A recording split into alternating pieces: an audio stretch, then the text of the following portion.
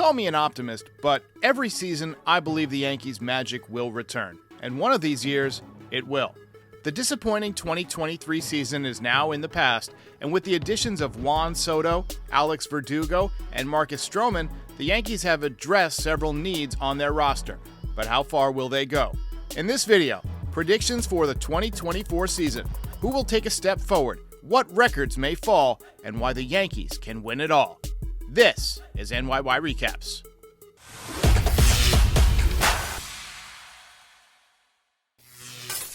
Coming in at number 10, a huge step forward offensively for shortstop Anthony Volpe in his second season.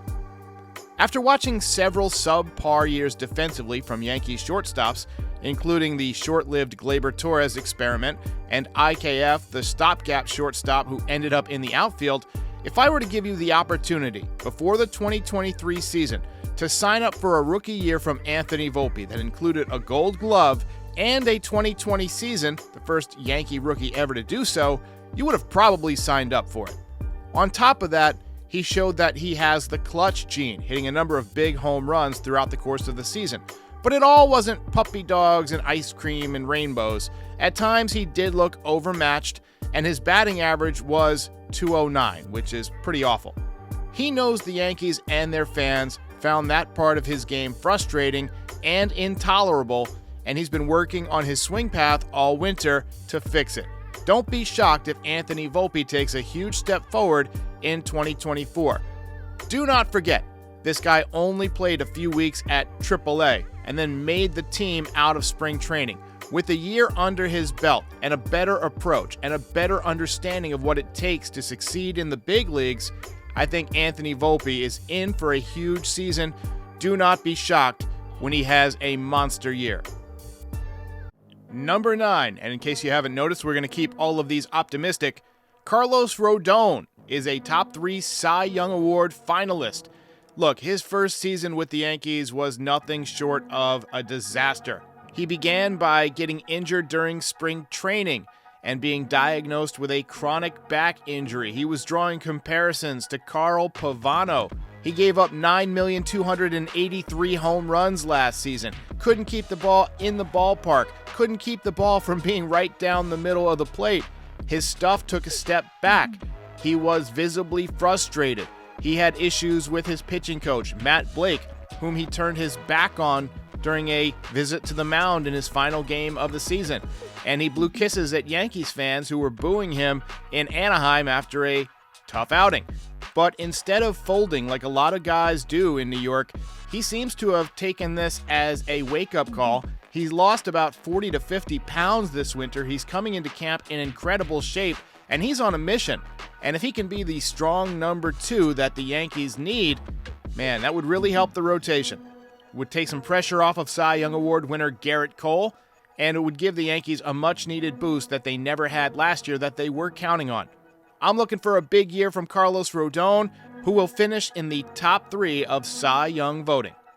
Number 8, Juan Soto will win the batting title in his first year in the American League. Now, he's no stranger to batting titles. He won the batting title in the COVID-shortened 2020 season as a 21-year-old when he hit .351 for the Washington Nationals. He followed that up with a .313 season in 2021, took a step back during the sticky substance season of 2022, in which he hit .242, including .236 after being traded. But in 2023, he bounced back a little bit, especially in the second half after a tough start. He finished at .275 with a career-best 35 home runs. And a lot of people are counting on him putting up huge home run numbers now that he's moving to Yankee Stadium. But as a guy who uses the whole field and who took a huge step forward in the second half last year, I think he's getting back that hit tool that he lost for about a season and a half. And I think he's going to have a monster year in his contract season with the Yankees. I think he's going to hit .330, .340, and he's going to win the batting title. Coming in at number 7, Gleyber Torres will hit 35-plus home runs for the second time in his career.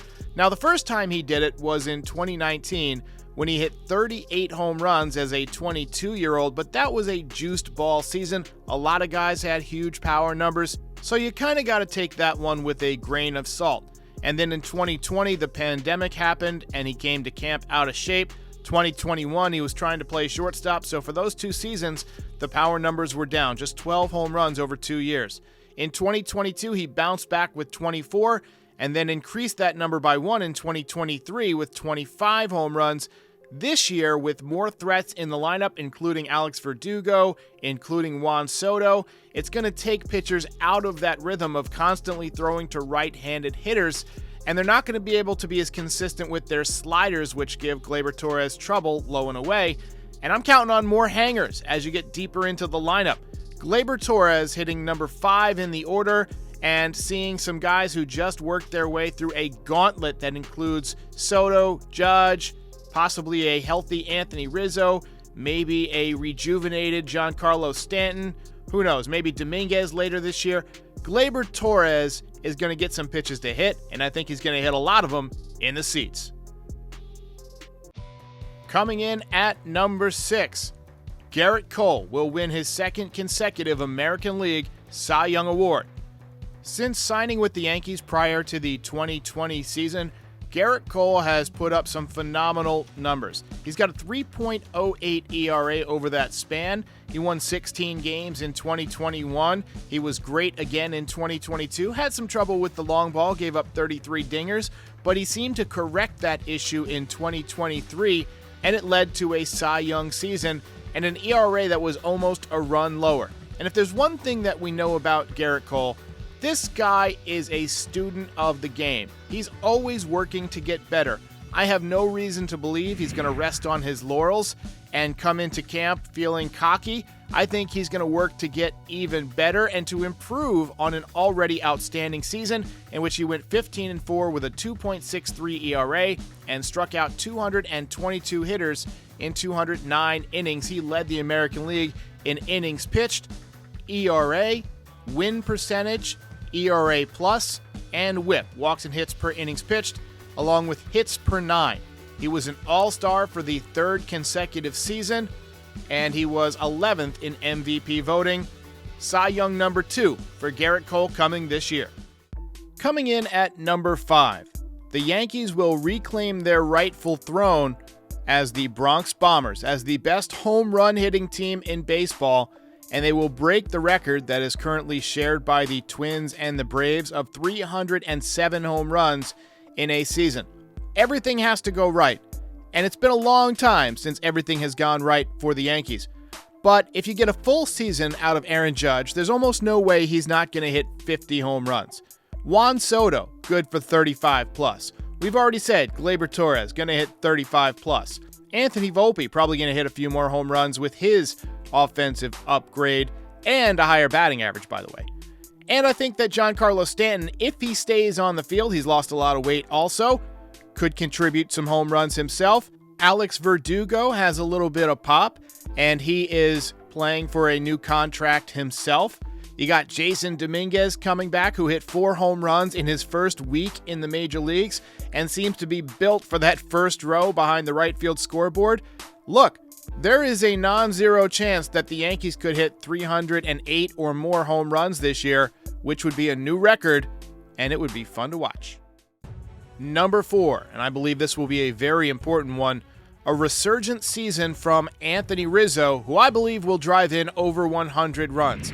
If you look at his numbers from last year, they are not very Rizzo-like. He hit just 244, 12 home runs, 41 ribbies, and a 706 OPS.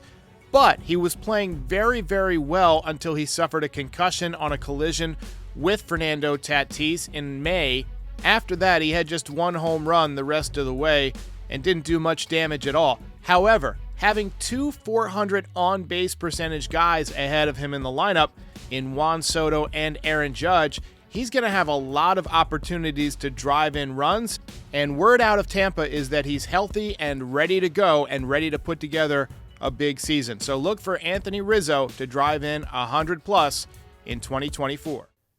Number 3, the Martian will return, and he will come up big in October as a postseason hero. Jasson Dominguez will not be a factor for the first few months of the season as he recovers from Tommy John surgery, but what we saw from him as a 20-year-old in September, hitting 4 home runs in his first week in the major leagues, was incredible.